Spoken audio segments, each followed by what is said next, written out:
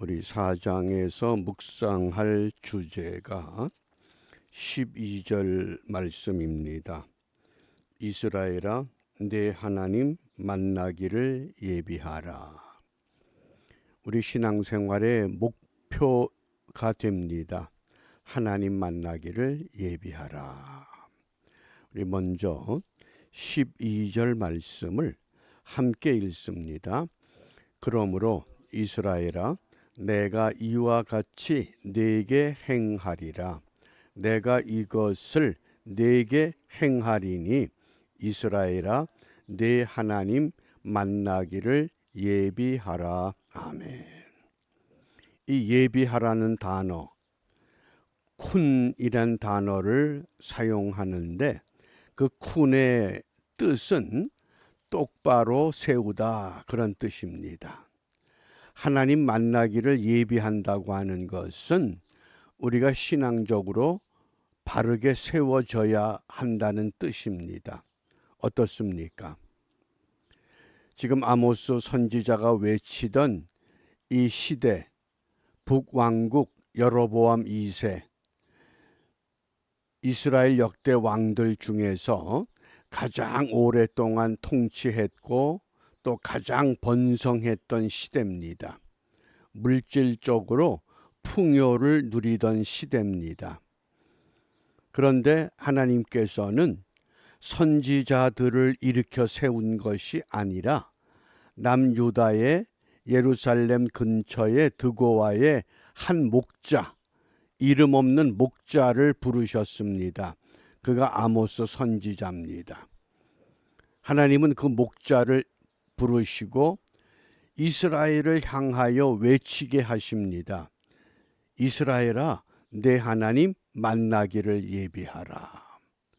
하나님을 만나기 위해서 너희들이 하나님의 말씀 율법대로 바르게 세워져 있는가 점검하라, 그런 뜻입니다. 그게 예비한다는 겁니다. 그러면 그 시대가 어떤 시대였는가?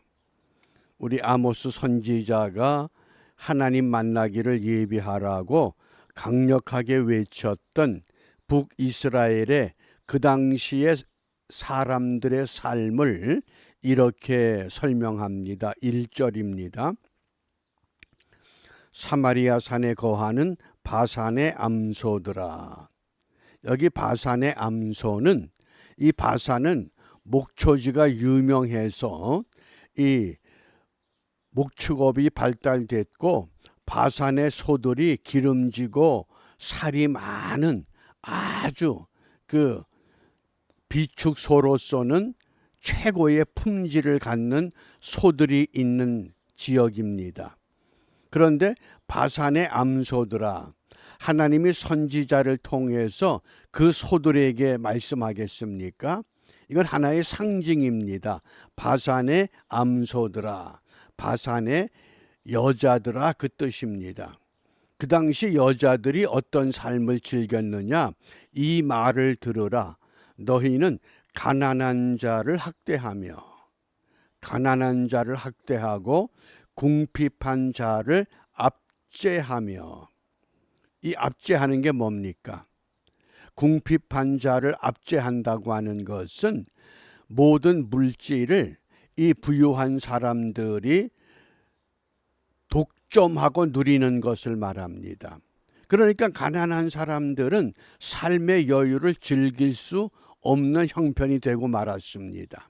학대하고 압제하고, 더군다나 가장에게 이르기를, 남편에게 이르기를 술을 가져다가 우리로 마시게 하라.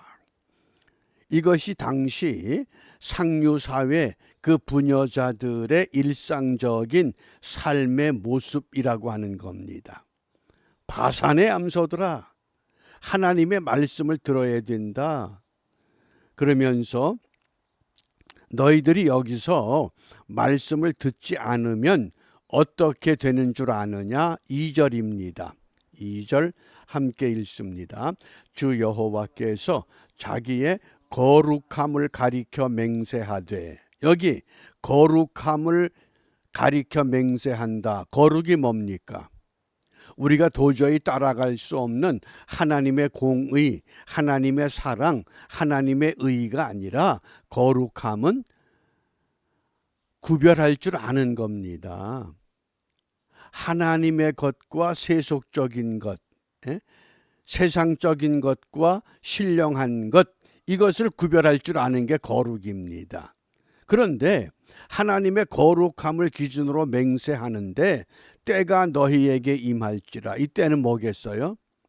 먹고 마시고 즐기는 사마리아 이 바산의 이 부녀자들, 너희들이 그런 생활을 즐기게 되면 하나님의 때, 이것은 곧 하나님의 심판, 하나님의 징계, 그 날이 반드시 너희에게 임하게 될 것이다. 어떻게?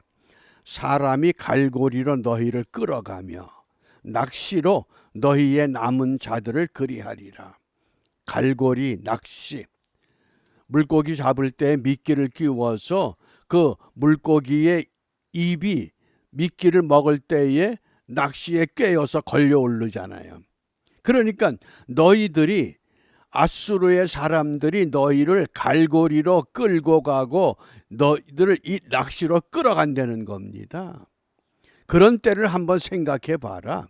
하나님의 때가 너희에게 임하게 될 것이다. 이거를 미리 알려주면서 이것에 대비하라고 그러는데 알려주어도 깨닫지 못하는 백성들이 되고 말았습니다. 그래서 이스라엘 백성들의 특징을 깨닫지 못하는 사람들이다. 그렇게 책망한 겁니다. 왜 깨닫지 못합니까? 두 마음을 품었기 때문에, 음란한 마음을 품었기 때문에, 우상과 연합했기 때문에 깨닫질 못한다. 그러면서도 그들은 한편으로 위로를 받습니다. 어떻게 위로를 받느냐? 너희가 성부너진 대로 말미암아 각기 앞으로 바로 나가서 하르몬에 던지우리라. 여기 하르몬이라고 하는 것이 정확히 어딘지는 모릅니다. 그러나 장차 이스라엘이 아수르에 끌려갈 어떤 지역, 그것을 공동 번역 성경에서는 거름더미라고 그랬습니다. 하나님의 거룩한 백성들이 거름을 만드는 퇴비더미 속에 들어가고 만다. 뭡니까? 하나님의 거룩한 백성의 삶을 누리지 못하고 거름이 될 수밖에 없는, 썩어서. 그러면 너희들이 왜 이렇게 돼야 하느냐? 4절입니다. 4절. 이 굉장히 중요한 책망입니다. 4절 함께 읽습니다. 너희는 베델에 가서 범죄하며 길갈에 가서 죄를 더하며 아침마다 너희 희생을 3일마다 너희 11조를 드리며. 베델이 어디입니까? 북이스라엘을 시작했던 여로보암 1세가 금송아지를 세웠던 곳. 근데 그 베델은 거슬러 올라가면 야곱이 여호와 하나님을 만났던 거룩한 장소입니다. 하나님이 여기 계신 걸. 베델 하나님의 집이다. 길갈은 어디입니까? 여호수아가 요단을 건너 돌무더기를 쌓고 이스라엘 백성들에게 할례를 행했던 곳입니다. 그러니까 신앙적으로 매우 의미 있는 그런 장소를 말합니다. 근데 거기에서 어떤 일을 하느냐? 아침마다 너희 희생을, 여기 희생이라는 게 그냥 뭐 짐승을 잡아드리는 제사가 아니라 히브리 그 원문 성경에서는 희생이라고 하는 것은 1년에 한 번 드리는 제사를 말합니다. 근데 잘 보셔요. 1년에 한 번 드리는 제사를 아침마다, 매일 아침마다 제사 드립니다. 그 열성이 얼마나 지극합니까? 또 3일마다 너희 11조를 드리며, 여기 11조는 3년마다 한 번씩 드리는 11조를 말합니다. 근데 그것을 3일마다 한 번씩 드립니다. 1년에 한 번 드릴 제물을 매일 아침 드리고 3년에 한 번 바쳐야 할 제 물질을 3일마다 한 번씩 바치고. 왜? 먹고 즐기는 삶이 너무 풍요롭기 때문에. 이게 무엇을 의미합니까? 세속화된 삶을 종교적인 열심, 열정으로 우리는 하나님 앞에 이렇게 예배하며 제사하며 삽니다. 그 타락한 종교 생활을 지금 꾸짖고 있습니다. 오늘 우리는 어떤 삶을, 어떤 신앙생활을 해갑니까? 그래서 5절에서 이렇게 당시 이스라엘 백성들의 그 신앙생활을 꾸짖습니다. 누룩 넣은 것을 불살라 수은제로 드리며 낙헌제를 소리내어 광포하려무나 이스라엘 자손들아 이것이 너희의 기뻐하는 바니라. 제사가 자기 만족을 위한 것이지 하나님을 기쁘시게 하기 위한 하나님이 원하는 제사가 아니라고 하는 겁니다. 우리가 모여서 예배할 때 손을 들고 찬양하고 소리 높여 찬양하고 주여 외치며 기도하는 게 과연 하나님이 기뻐하는 거냐, 내가 좋아서 하는 것이냐, 그것을 정확하게 구분해서 하나님이 기뻐하는 일에 돌아서라고 하는 깨우침입니다. 여기 수은제와 낙헌제라고 하는 것은 일종의 감사의 제사입니다. 아무리 많은 감사를 드려도, 아무리 많은 감사를 해도 그건 자기 만족을 위한 것이다. 내가 매주일 감사 헌금 드립니다. 매주일 11조를 드립니다. 매주일 찬양합니다. 매주일 기도합니다. 아무리 너희들이 그래도 그것은 너희 자신의 기쁨, 자기들이 세상에 살면서 세상 것을 즐긴 것에 대한 자기들의 고백이지 하나님이 기뻐하는 것이 아니다. 하나님의 의가 아니라 자기의 의를 위한 것이다. 그렇게 깨우치는 겁니다. 그러면서 이렇게 깨우쳐도 너희들이 깨닫지 못하면 오늘 4장에서 여러 차례 반복되는 메시지가 있습니다. 너희가 내게 돌아오지 아니하였느니라. 여기 돌아오다 슈브라고 하는, 신약에서 메타노이아라고 하는 이 회개라고 하는 것, 그게 뭡니까? 삶의 방향을 자기 만족, 자기 의에서 하나님께로 바꾸는 것을 말합니다. 그게 회개입니다. 이제까지는 내 의, 내 만족, 내 기쁨, 내 즐거움을 위해서 하나님을 믿는 것처럼 살았는데 그런 삶이 아니라 온전히 하나님을 기뻐하는, 그래서 그렇게 돌아오지 않으면 어떤 일을 예비하셨느냐? 7가지 재앙을 예비하셨다 그랬습니다. 첫 번째가 기근입니다. 기근, 두 번째가 가뭄, 세 번째가 흉작, 곡물의 재해, 네 번째가 황충, 다섯 번째가 전염병, 코로나19와 같은 세계적인 그 세상을 흔들었던 이런 전염병, 여섯 번째가 칼, 이게 전쟁을 말합니다. 그리고 7번째가 지진입니다.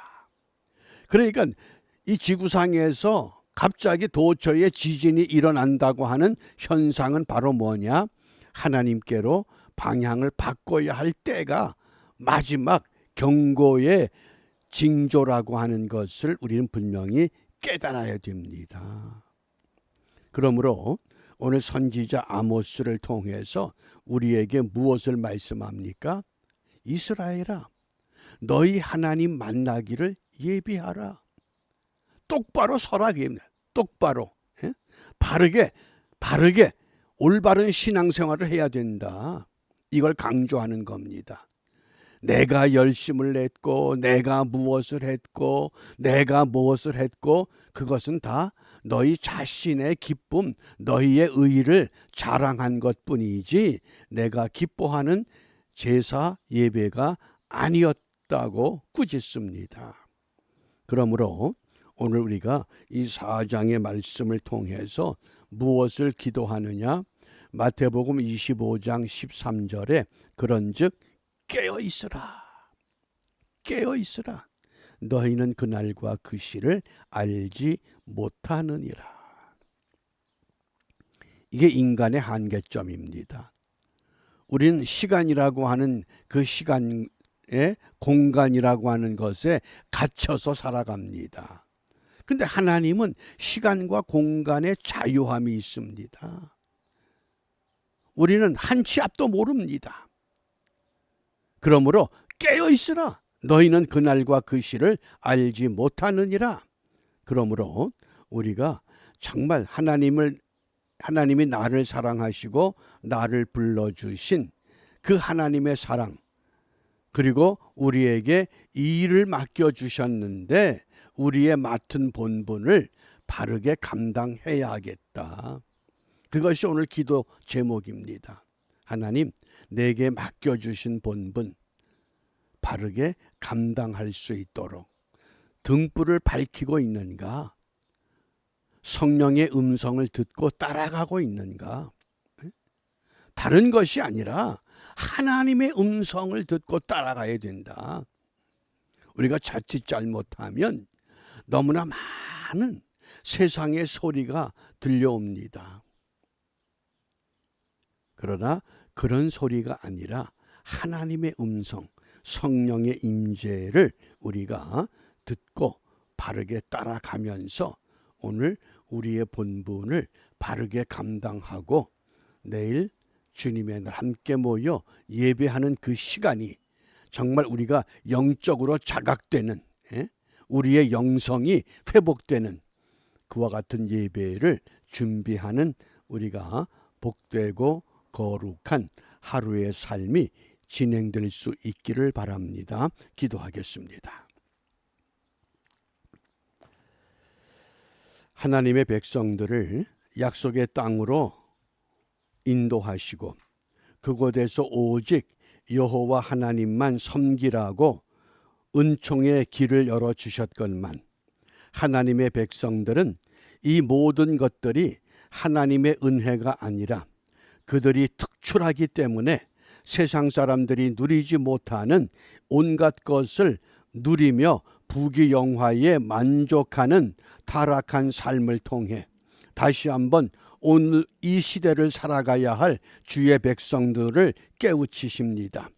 비옵기는 우리가 우리의 모습을, 우리를 불러주신 하나님의 은혜와 하나님의 사랑이 무엇인가를 먼저 바르게 알기를 원합니다.